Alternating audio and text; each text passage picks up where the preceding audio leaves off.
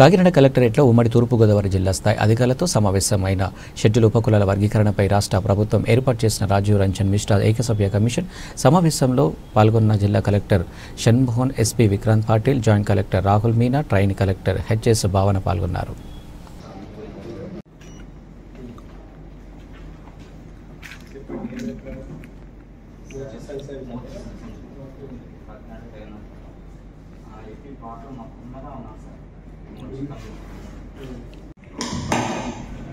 మా తాతల తండ్రుల కాడి నుంచి కూడా మేము నిరస్తమైనటువంటి క్రమంలో ఉన్నాము.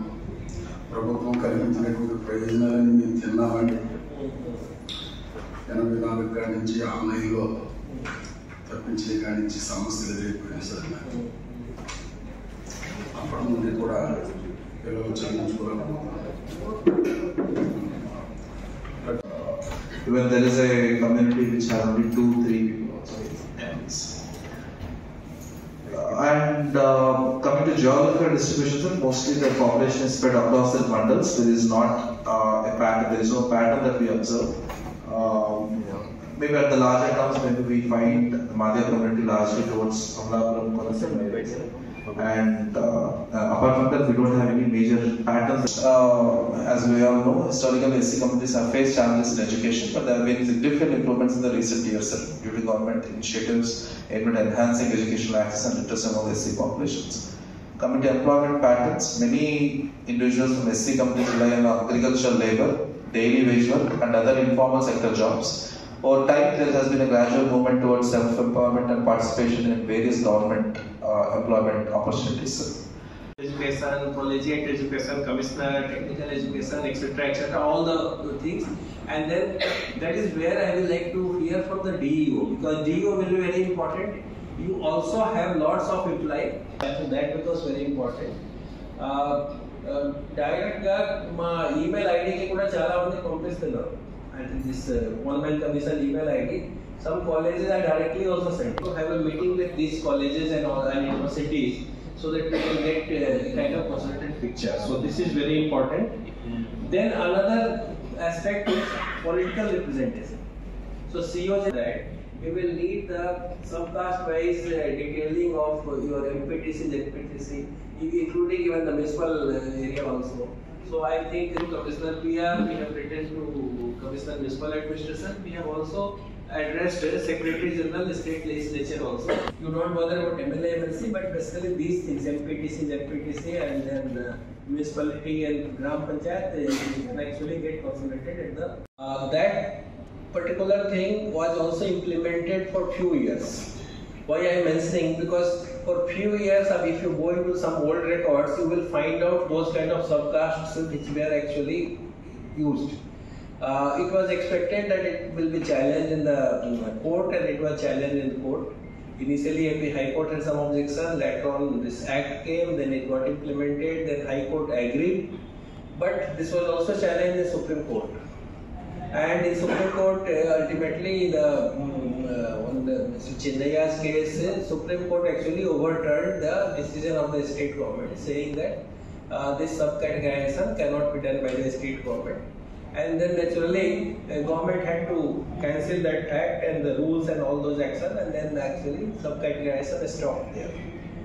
The demand for subcategorization continued, and then the state government again they started taking up with the government of India that you should do something, because keeping in mind the Supreme Court judgment, perhaps a higher authority or the government of India should take a call on this particular issue, because there is a kind of demand coming from certain groups of some subcastes of the scheduled caste for doing it.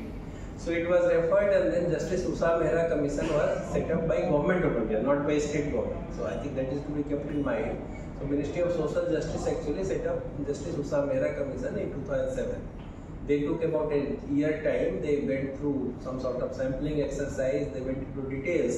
So I think when we start the work of this commission, we are not starting with blank kind of thing. There's a lot of information, a lot of previous history is there on the subject, which many of the officers also must be familiar here. So now Usa Mehra Commission report went again to the Government of India, and then but it could not be implemented due to certain reasons. National SC Commission said primarily the reason being that the Supreme Court has not given permission, so I think we cannot take any action, so it remained active.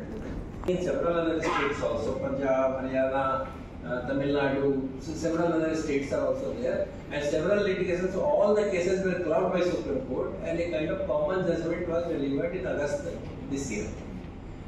They have actually gone into that, and then there is no need for me to get into the details, but they have the sum total is they have said that okay, for kind of affirmative action, the state government can look into this exercise.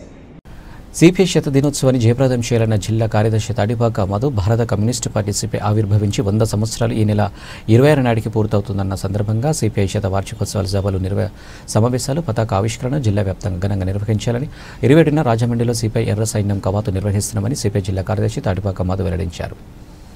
గురువారం ఉదయం CPI సమావేశం జిల్లా సహాయ కార్యదర్శి K Rambabu అధ్యక్షతన జరిగింది. సందర్భంగా శత వసంతాల పుస్తకాన్ని ఆవిష్కరించారు.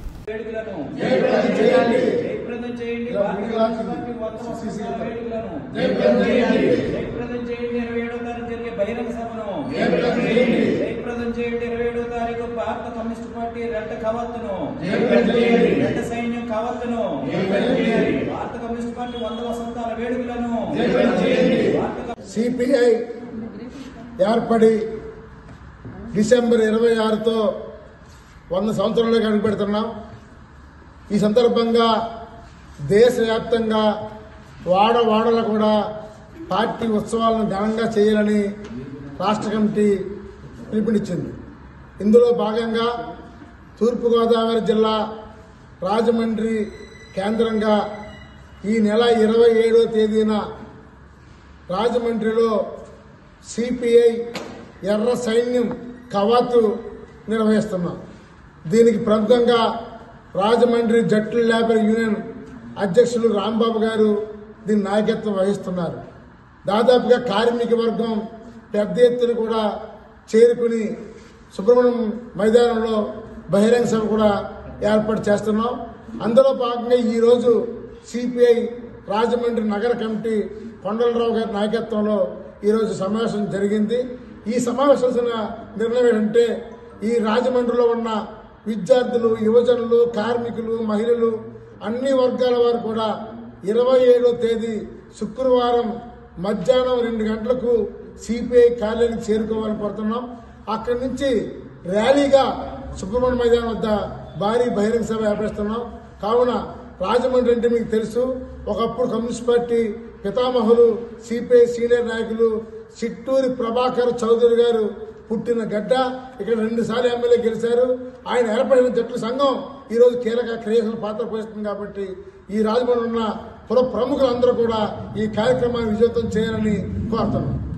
పార్వతీపురం మన్యం జిల్లా కురుపాలం మండలం కేంద్రంలో ఉన్న జిల్లా పరిషత్ ఉన్నత పాఠశాలలో ప్రభుత్వ విప్ అండ్ కురుపాం ఎమ్మెల్యే శ్రీమతి తోయక జగదీశ్వరి గురువారం నాడు నూతన భవనాన్ని ప్రారంభించారు. ఎమ్మెల్యే గారు మాట్లాడుతూ కూటమి ప్రభుత్వం రాష్ట్రంలో విద్యకు పెద్దపీట వేస్తుందని, కార్పొరేట్ సంస్థలు ధీటుగా ఉన్నతమైన విద్యను అందించాలని ఉద్దేశంతో అదనపు భవనాలను నిర్మించి ప్రభుత్వ విద్యా సంస్థలో విద్యార్థులకు విద్యను అందిస్తుందని కొనియాడారు. ఈ కార్యక్రమంలో ఎంపీడీఓ ఉమామహేశ్వరి, ప్రధానోపాధ్యాయులు Thota Shankarrao, SMC chairman S Sudharani, మండల పార్టీ అధ్యక్షులు కలిసేటి కొండయ్య, జనసేన నియోజకవర్గ సమన్వయకర్త కడ్రగ కుమార్, నాయకులు రమణమూర్తి, వెంపటారావు, భారతి, వంశీ, రామకృష్ణ, పాఠశాల సిబ్బంది, సచివాలయ సిబ్బంది మరియు మండల స్థాయి అధికారులు, కూటమి నాయకులు, కార్యకర్తలు పాల్గొన్నారు.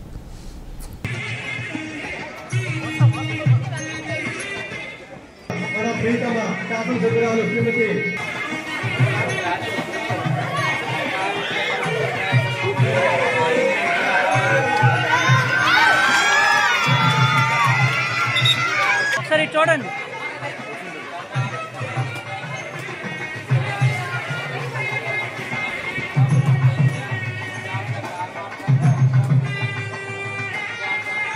మేడం ఒకసారి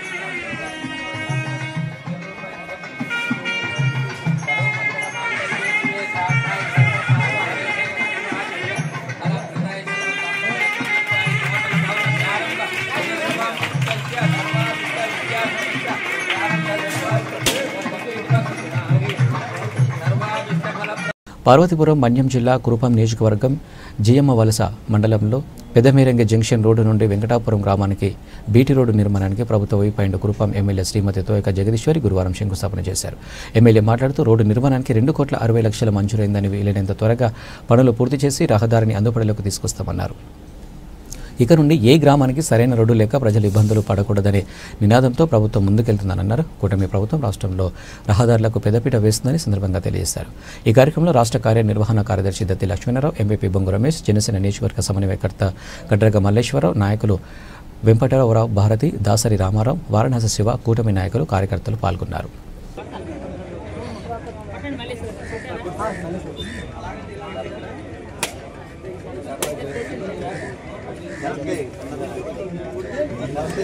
పంతులు గారు కొంచెం వెనకాలరా. పంతులు గారు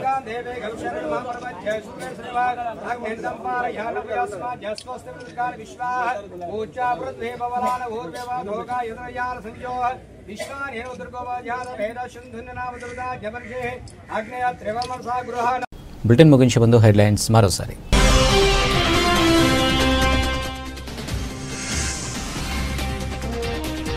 మంత్రి నారాయణ అధ్యక్షతన పెద్దాపురం ఎమ్మెల్యే నిమ్మకాయల చిన్నరాజప్ప నివాసం వద్ద ప్రారంభమైంది జిల్లా సమన్వయ కమిటీ సమావేశం.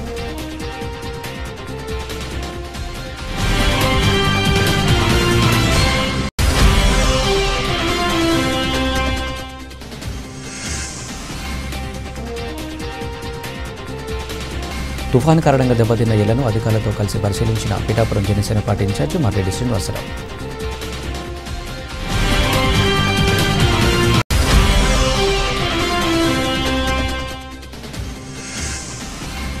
ప్రభుత్వ ఉన్నత పాఠశాల నందు 8వ రాష్ట్ర స్థాయి బాక్సింగ్ ఛాంపియన్షిప్ ప్రారంభించిన పిఠాపురం జనసేన పార్టీ ఇన్ఛార్జి మర్రెడ్డి శ్రీనివాసరావు.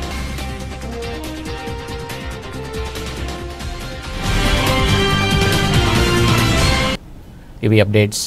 నమస్తే.